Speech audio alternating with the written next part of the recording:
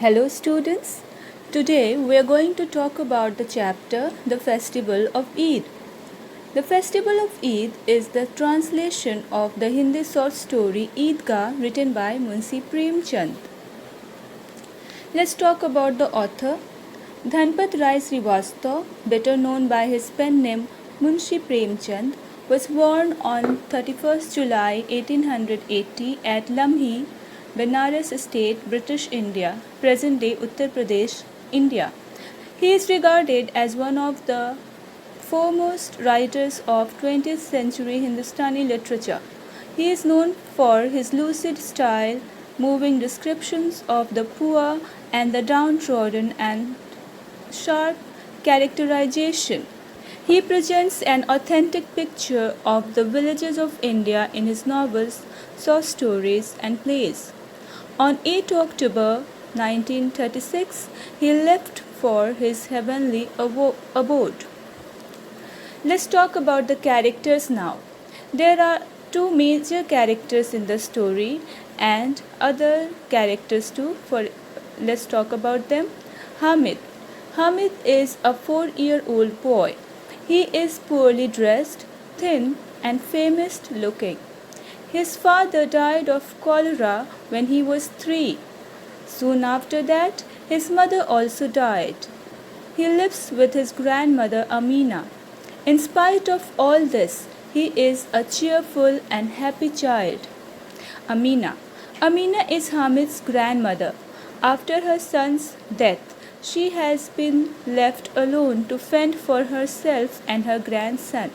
She is poor, but she keeps her grandson Hamid cheerful. She tells him that his father and mother will be back with loads of money and gifts for him. Other children are Mahmood, Mohsin, Noore, Sami, etc. They are all well-to-do and they are all friends of Hamid. Let's start the story. The story starts with the description of beautiful morning of Eid. It is the beautiful morning of Eid. Children are excited. They have got money from their elders and cannot wait to spend them on toys, sweets, etc. 4-year-old Hamid wants to go to Eidgah too, and he wants to celebrate the festival of Eid. His grandmother is anxious as his father is not there to accompany him. Hamid reassures his grandmother that he will be fine, and with 3 pies he leaves for Eidgah with other boys of the village. After the prayers, the party moves to the vendors selling toys and sweets. Hamid moves past all the shops and doesn't find anything worth enough to spend his 3 pies. At last, he comes to the hardware store. He sees a pair of tongs and is reminded of the fact that his grandmother doesn't have a pair of tongs. Whenever she bakes chapatis, the iron plate burns her fingers. He decides to buy the tongs.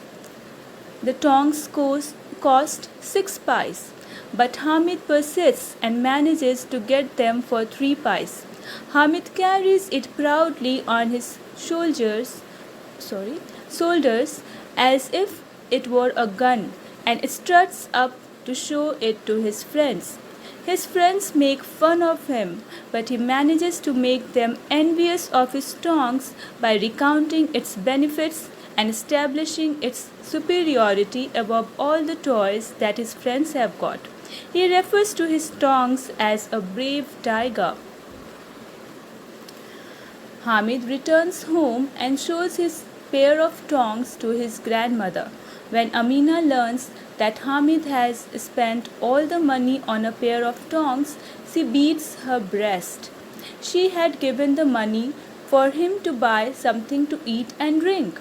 However, her temper gives way to immense and boundless love when Hamid explains his purpose to her. So this way, we have come to the end of the story. This story is a beautiful reminder of the fact that most important than anything else in life is the love and care that we have for our family members. The little boy Hamid is a child himself, but he is full of selfless love for his grandmother, and apart from that he is also very smart and he knows how to stand for his choices. So children, this is the story. I hope you have read the story from your textbook also, and please go through the notes and assignments that have been shared with you. Also do the question answers of this chapter. Bye bye, take care.